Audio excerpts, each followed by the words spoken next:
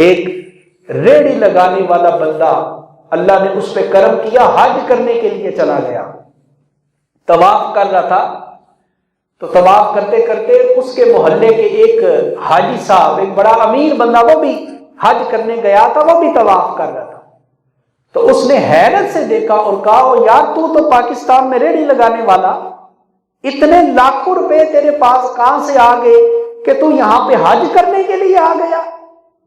تو بڑا غریب آدمی ہے، غریب آدمی۔ جب اس نے 2-3 دفعہ یہ لفظ بولا نا، تو بڑا غریب آدمی ہے، حج تیرے کرنے کی پاور تیرے پاس کہاں سے آ گئی؟ وہ سیدھا سادہ آدمی، پڑھا لکھا بھی نہیں تھا، اس نے بڑا سادہ سا جواب دے کے اس کو خاموش کروا دیا۔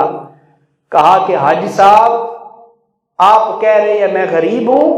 ہاں میں غریب ہوں، کوئی شک نہیں میرے غریب ہونے میں، مگر حاجی صاحب یاد رکھو میں تو غریب ہوں مگر میرا اللہ غریب نہیں ہے، میں غریب ہوں مگر میرا اللہ بڑا امیر ہے، بس میں نے تڑپ تھی میرے دل میں حج کرنے کی، اللہ نے کرم کر دیا، غیب سے رب نے میرے حج کے لیے اسباب پیدا فرما دی۔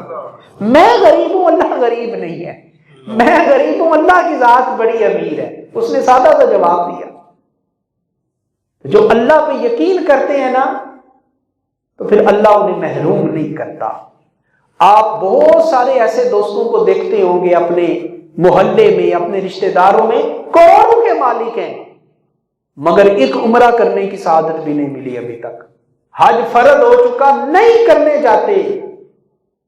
اور بڑے آپ ایسے لوگوں کو دیکھیں گے جو بیچارے 2 وقت کی روٹی کو ترستے ہیں مگر اللہ انہیں عمرے کی سعادت بھی عطا کر دیتا ہے، اللہ انہیں حج کی سعادت بھی عطا کر دیتا ہے۔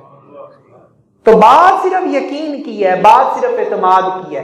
جتنا یقین رب کی ذات پہ پختہ کرو گے اتنا ہی رب تمہیں مالا مال کرے گا، اور جتنا یقین کمزور ہوتا چلا جائے گا اتنا ہی تم رب سے اور رب کی دی گئی نعمتوں سے دور ہوتے چلے جاؤ گے۔ تو یقین پیدا کریں اپنے اوپر، اور یاد رکھیں یقین کا یہ مطلب نہیں ہے کہ انسان ہاتھ پہ ہاتھ رکھ کے بیٹھ جائے اور بولے کہ میں نے محنت کوئی نہیں کرنی، میں نے مزدوری کوئی نہیں کرنی، میں نے کام کاج کوئی نہیں کرنا، اللہ رزاق ہے، اللہ کے اوپر توکل ہے، مجھے وہ روٹی دے گا، مجھے وہ رزق دے گا، یقین ہے مجھے رب کی ذات کے اوپر، مگر میں نے کرنا کچھ نہیں ہے، اس چیز کا نام یقین نہیں ہے۔ یقین اس چیز کا نام ہے محنت تم نے کرنی ہے، کوشش تم نے کرنی ہے، ہاتھ پیر تم نے چلانے ہیں، گھر سے باہر تم نے نکلنا ہے، ہیلا تم نے تلاش کرنا ہے، اور یہ ہمارا وعدہ ہے کہ ہیلا تلاش کرنا تمہارا کام ہے اور تمہارے رزق کا وسیلہ پیدا کر دینا یہ تمہارے رب کا کام ہے۔ ہیلا تم تلاش کرو، وسیلہ رب کی ذات پیدا کرے گی۔ ہاتھ پاؤں رکھ کے اللہ کی ذات کے اوپر یقین کرنا، اس چیز کا نام بھروسہ نہیں ہے۔ معروف حدیث ہے، ایک صحابی حضور کی بارگاہ میں آئے، دور گھر تھا ان کا، حضور نے پوچھا پیدل آئے ہو؟ نہیں حضور سواری پہ آیا ہوں۔ تو فرمایا اپنی سواری باندھ کے میرے پاس آئے ہو یا کھلا چھوڑ آئے ہو؟ تو عرض کی حضور کھلا چھوڑ آیا ہوں اور اللہ توکل چھوڑ آیا ہوں، اللہ کے سپرد کر آیا ہوں، اللہ کے بھروسے پہ چھوڑ آیا ہوں۔ تو حضور نے فرمایا اس چیز کا نام توکل نہیں ہے، اس چیز کا نام بھروسہ نہیں ہے۔ توکل اس چیز کا نام ہے کہ پہلے تم اس کی رسی باندھو، اس کو قلعے کے ساتھ باندھو، جب تم یہ ہیلا اختیار کر لو گے اور اس کی رسی تم باندھ دو گے، اس کے بعد تم نے اس کو رب کے سپرد کرنا ہے۔ تو پتہ چلا انسان کا کام ہے اسباب کو تلاش کرنا، لیکن اسباب جب مل جائیں تو پھر ان کے اوپر تکیہ کر کے نہیں بیٹھ جانا۔ یقین اسباب کے اوپر نہیں کرنا، یقین مسبب الاسباب رب کی ذات کے اوپر کرنا ہے۔ اور ہم نے بارہا ایسی چیزوں کو دیکھا، حضرت موسیٰ علیہ السلام، ان کا واقعہ آپ نے پڑھا قرآن میں کہ جب حضرت موسیٰ اپنی قوم کو لے کر نکلے مصر سے، پیچھے فرعون اور فرعون کا لشکر ہے، پیچھا کر رہا ہے، اور حضرت موسیٰ اپنے لشکر کو لے کے آگے بڑھ رہے ہیں، آگے سمندر آ گیا، اب قوم پریشان، پیچھے دشمن، آگے سمندر، جائیں تو کہاں جائیں؟ تو رب نے حکم دیا اندرب بعصاک الحجر فانفجرت منہ اثنتا عشرۃ عینا، اے پیغمبر موسیٰ اس جگہ پہ اپنا عصا مارے۔ حضرت موسیٰ نے اپنا عصا مارا تو رب نے سمندر میں قوم بنی اسرائیل کے لیے 12 رستوں کو پیدا فرما دیا، 12 رستے بن گئے۔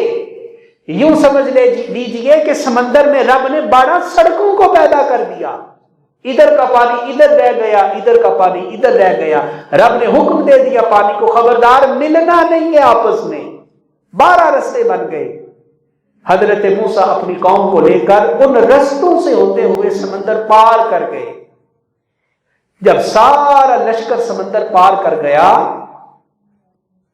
فرعون بھی پیچھے سے آ گیا، اس نے دیکھا کہ رستے بنے ہوئے ہیں تو اپنی فوج کو کہا کہ تم بھی ان رستوں میں داخل ہو جاؤ، اور جب فرعون اور اس کے ساتھی، اس کی فوج، اس کا لشکر انہی رستوں میں داخل ہوئے اور جب عین درمیان میں پہنچے تو رب نے حکم دے دیا دونوں طرف کے رکے ہوئے پانی کو کہ اب آپس میں مل جاؤ، اور جب وہ پانی آپس میں مل گئے، وہ 12 رستے ختم ہو گئے، فرعون بھی غرق ہو گیا، فرعون کا سارا لشکر بھی اس پانی میں غرق ہو گیا۔ تو اس سے کیا نکتہ معلوم ہوا؟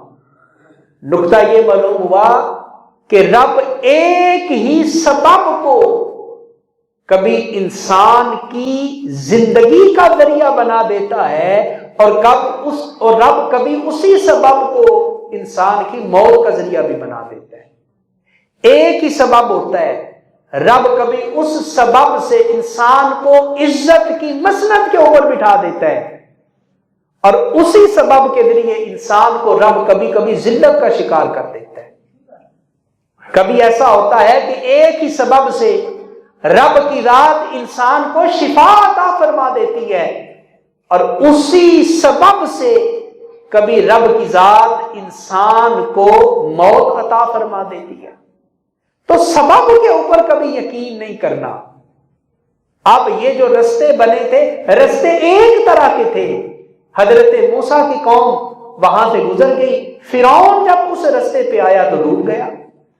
پتا چلا کہ رستوں نے حضرت موسیٰ اور ان کی قوم کو نہیں بچایا تھا، بچایا کس نے تھا؟ وہ نے اللہ نے بچایا۔ فرعون بھی اس رستے میں آیا، مگر فرعون کا یقین رب کے اوپر نہیں تھا، اس بنے ہوئے رستوں کے اوپر تھا، رب نے اسے تباہ و برباد فرما دیا۔ تو جو اسباب کے اوپر یقین کر کے بیٹھتا ہے وہ کبھی کامیاب نہیں ہوتا۔ ہم اکثر سنتے ہیں نا، کسی کی فوتگی کا پتہ چلے، اس کے گھر فاتحہ پڑھنے کے لیے جائے تو پوچھتے ہیں جناب کیا سبب بنا موت کا؟ تو گھر والے کہتے ہیں ٹھیک ٹھاک تھا بندہ، تربوز کھایا تو بس پیٹ میں درد ہوئی، ڈاکٹر کے پاس لے کے گئے، اس نے کہا جی ہیضہ ہو گیا، اور بس یہ ہیضہ ہی موت کا سبب بن گیا۔ تو اب مجھے بتائیں کہ کیا یہ شخص زندگی میں پہلی دفعہ اس نے تربوز کھایا تھا؟ یہ تو پہلے بھی کھاتا آیا تھا، پہلے کبھی ہیضہ نہیں ہوا۔ انسان ساری زندگی ایک طرح کی خوراک کھاتا ہے، ایک طرح کا دودھ پیتا ہے، ایک طرح کا پانی پیتا ہے، ایک طرح کے چاول روٹی روزی کھاتا ہے، مگر زندہ رہتا ہے۔